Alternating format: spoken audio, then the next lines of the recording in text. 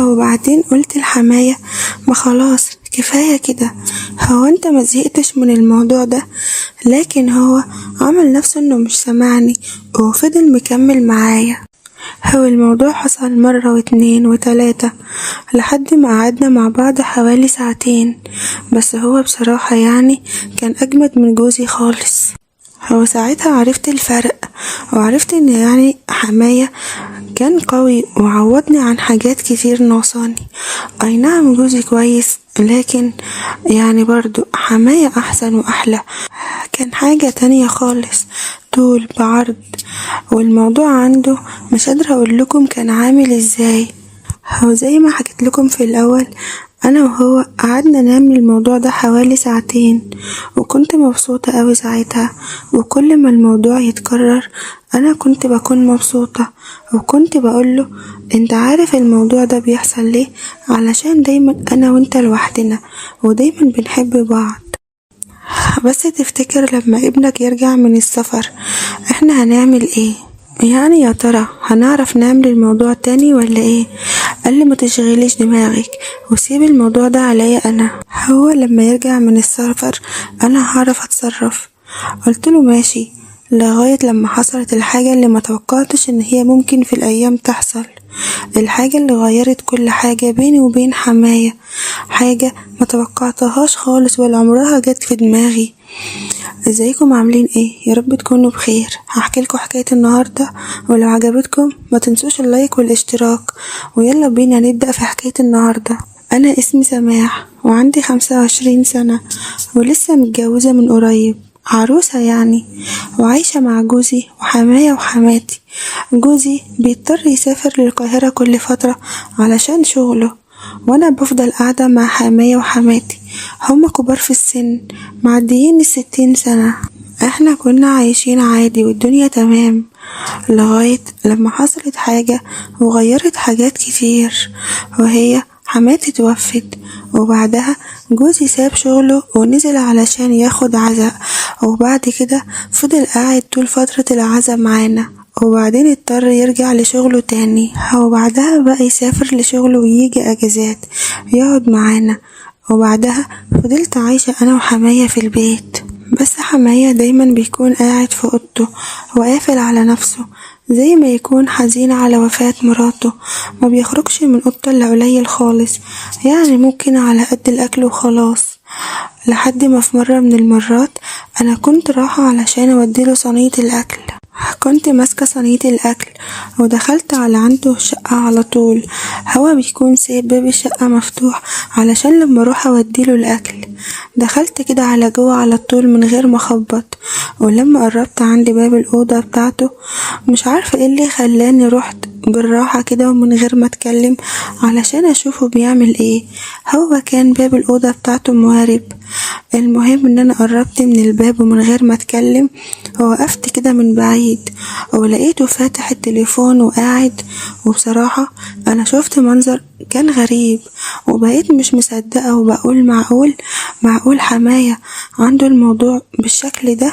ما كنتش مصدقة عينيا خالص. هو انا من كتر ما كنت يعني مش مصدقة، صينية الاكل كانت هتقع مني، او الاطباق كده اتكركبت على بعض وعملت صوت. وساعتها هو خد بالي ان انا واقفة وبتفرج، ولقيته اتخض واتنفض كده وقام من مكانه وبقى يعدل هدومه ويقولي: انت ازاي تدخلي الشقة من غير ما تخبطي او تستأذني؟ انت ايه اللي جابك هنا في الوقت ده؟ هو كان متضايق جدا وكان منفعل وبيزعق.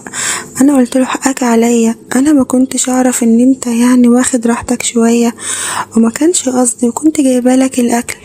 وسبت صينية الاكل ونزلت على شقتي على طول، بس كنت مصدومة من اللي شفته، ما كنتش مصدقة عينيا خالص، وكنت مصدومة ومش عارفة ازاي ده حصل.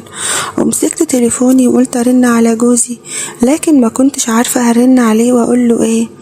المهم ان انا رنيت عليه ولقيته مشغول ومعرفش ان هو يرد عليا، بس انا كنت عايزة ارن عليه واقوله اي حاجة واتكلم معاه، لكن علشان كان مشغول طبعا ومعرفش يرد عليا. وانا فضلت قاعدة حوالي 10 دقايق وما كنتش عارفة افكر وعمالة افكر في الموضوع اللي انا شفته بس. وبعد حوالي 10 دقايق من التفكير لقيت حماية نازل وجاي عليا وبيقولي معلش يا بنتي حقك عليا، انا مش قصدي اعلي صوت عليكي ولا اي حاجة خالص، بس انت فاهمة يعني انا مراتي توفت وانا عايش لوحدي، واكيد يعني انت فاهمة وحاسة يعني بيا، وانا بقيت عايش لوحدي ولا ليا ست ولا ليا اي واحد، وما كانش قدامي حل تاني، واللي اتفرض عليا ان انا اتفرج على التليفون، وما كانش قدامي غير كده. رديت عليه وقلت له انا فاهمة يا حماية فاهمة، وانت يعني مش مطلوب منك انك تبرر اي حاجة، انا فاهماك وحاسة بيك، هو ده بيتك وانت حر تعمل اللي انت عايزه، وانا يعني اعتبرت ان انا ما شفتش اي حاجة، وانت يعني انت حر. وحسيت ان هو زي ما يكون اتبسط ان انا فهمت وعرفت هو بيعمل كده ليه، وبعدين خد بعضه وطلع على فوق، وانا فضلت قاعدة، لكن انا كنت متضايقة وما كنتش عارفة اعمل ايه، لكن عديت الموضوع وما بقيتش افكر فيه، والموضوع خلص وانتهى.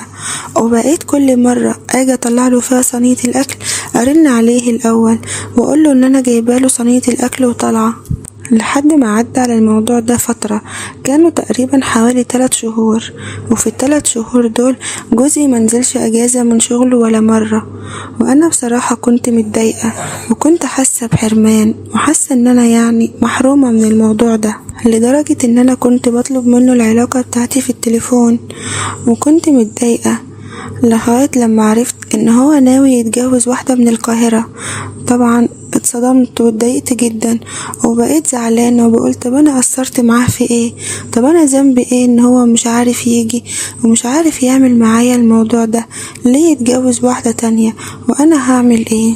وفضلت متضايقة جدا، لكن قلت لا، زي ما هو شاف نفسه وعاش حياته واتجوز عليا، انا كمان لازم اشوف حياتي. اي نعم عارفة ان انا مش هينفع اتجوز، لكن قلت لازم ان انا اعوض نفسي عن الحرمان اللي انا حاسة بيه ده، لازم اعمل زي ما الستات اللي محرومة من العلاقة ما بتعمل. وفعلا بقيت كل يوم بعد ما اخلص شغلي ادخل على اوضتي وامسك تليفوني واقفل على نفسي وعاينة من الموضوع ده مع نفسي، وبقيت اتفرج على افلام وبتفرج بشكل مش طبيعي، واحد والتاني والتالت، لغاية لما الموضوع اتطور معايا وبقيت بكلم رجالة تانية. معقول ان الموضوع اتطور معايا بالشكل ده؟ ازاي انا وصلت للمستوى ده؟ كنت مستغربة نفسي جدا، وفضلت اعمل الموضوع ده كل يوم بعد لما اخلص شغل البيت، لغاية ما في مرة من المرات دخلت اوضتي وعملت زي ما بعمل كل مرة، لكن المرة دي نسيت ان اقفل باب الأوضة بالمفتاح، يعني الباب كان مردود بس كده مش مقفول. وطبعا الوقت ده كنا في الشتاء، وطبعا الهوا وأقل حاجة تفتح الباب، ولغاية ما كان حماية نازل المطبخ علشان يشرب، والمطبخ عندي قدام باب الأوضة بالظبط، وطبعا جه شوية هوا وفتحوا الباب، وحماية كان رايح علشان يشرب، والباب اتفتح وشافني وانا كنت واخدة راحتي على الاخر، وانا كل ده ومش واخدة بالي ان هو في المطبخ. المنظر هو ما كانش قادر يستوعبه خالص، وفضل واقف يتفرج، وكل ده وانا مش واخدة بالي منه خالص، لغاية بقى ما خلصت الموضوع، وكنت يعني جسمي همدان ومحتاجة ان انا انام، ولسه بقفل التليفون وبعدل نفسي علشان انام، لقيته واقف عند الباب وبيتفرج. ومش هو بس اللي واقف، ده المواضيع كمان عنده مقدرش اقولكم كانت عاملة ازاي، كانت بشكل غريب، اول مرة في حياتي اشوف كده. بصراحة انا كنت مصدومة قوي، وهو كمان، بس لقيته بيقولي حقك عليا، انا ما كانش قصدي، بس انا كنت رايح علشان اشرب ولقيتك بتعملي الموضوع ده، وجيت علشان اقولك ان انا ما كنتش متوقع ان انت المواضيع عندك حلوة قوي كده. انا بصراحة عايزة اقولك ان انت يعني جميلة وزي القمر كمان. هو كان بيتكلم معايا وكان جريء جدا، انا ما كنتش عارفة ارد واقوله ايه، قمت بسرعة وغطيت نفسي كده بالهدوم وقلتله لو سمحت ممكن تطلع فوق وتسيبني لوحدي. وفعلا خد بعضه وطلع على فوق، وانا فضلت قاعدة ومتضايقة من نفسي ومصدومة ومش عارفة اعمل ايه، ومش عارفة انا ازاي وصلت للمرحلة دي. وبقيت قاعدة افكر وانا اقول مش فاهمة ليه انا عملت كده. ومن التعب نمت، وتاني يوم صحيت وسمعت باب الأوضة بتاعتي بيخبط. انا كنت عارفة ان هو اللي بيخبط عليا. قمت وفتحت باب الأوضة ولقيت حماية بيقولي هو انا ممكن اتكلم معاكي شوية؟ قلتله طبعا اتفضل. ودخل ولقيته بيقولي انا عارف يا بنتي ان انت متضايقة ان جوزك هيتجوز عليكي، وانت حقك تتضايقي وتزعلي لان هو مفكرش غير في نفسه وبس، وان انت محرومة منه داخلين اهوت في 4 شهور، وان انت يعني بتكوني محتاجة لجوزك زي ما اي ست بتحتاج لجوزها، وده حقك. فما تقلقيش من اي حاجة، وانا مش هحكي اي حاجة من اللي شفتها امبارح، وانت حرة في نفسك. انت مهما كان ليكي احتياجات وليكي متطلبات، وانا عارف ده وعارف ان هو مقصر معاكي. وقتها لقيت نفسي اتبسطت جدا من كلامه وكنت فرحانة بكلامه، ولقيت نفسي مرة واحدة اترميت في حضنه. ومش بس كده، لقيت ايديا عمالة تتحرك في كل حتة ومعرفش ازاي. ايديا كانت بتتحرك على المواضيع عنده، معرفش ازاي كنت بعمل كده، ومش عارفة ازاي كنت جريئة بالشكل ده. وهو كمان لقيت المواضيع عنده بدأت ان هي تتحرك بشكل غريب، بشكل جامد قوي، لان ايديا كانت عمالة بتتحرك يمين وشمال وفي كل حتة. يعني الموضوع كان قد جوزي بحوالي 3-4 مرات. ما كنتش مصدقة نفسي، وبقيت ابصله في عينيه وهو يبص في عينيا، لغاية لما الموضوع اتطور بيني انا وهو وحصلت العلاقة. الموضوع بصراحة كان جميل قوي، وخد كمان وقت طويل، كأني كنت محرومة من كل الحاجات الحلوة دي. وفضلنا على كده لغاية لما حسينا ان احنا خلاص ارتحنا وبقينا كويسين، وعوضنا كل الحرمان اللي احنا حاسين بيه في حياتنا. انا كنت حاسة بالحرمان في حياتي من كل حاجة حلوة، وهو كمان كان حاسس بالحرمان. انا ما كنتش فاهمة ازاي واحد عنده 60 سنة ويكون بالقوة دي كلها. وبقيت مبسوطة معاه قوي، لدرجة ان انا كنت خلاص بتمنى ان جوزي ما يرجعش تاني اجازة، لدرجة انه هو حتى لما بقى يتصل عليا ويقول لي معلش حقك عليا، انت عارفة ان انا مسافر ومحتاج لست تكون جنبي ومعايا، معلش انا عارف ان انا مقصر معاكي، وانا ما كانش ينفع اجيبك من الارياف تعيشي هنا العيشة مختلفة وما كنتش هتتعودي عليها. بس انا رديت عليه وقلتله انت حر وليك حق ان انت تعمل اللي تعمله براحتك. يعني خلاص ما بقاش فارق لي جوزي في اي حاجة خالص، ما بقاش فارق لي خالص.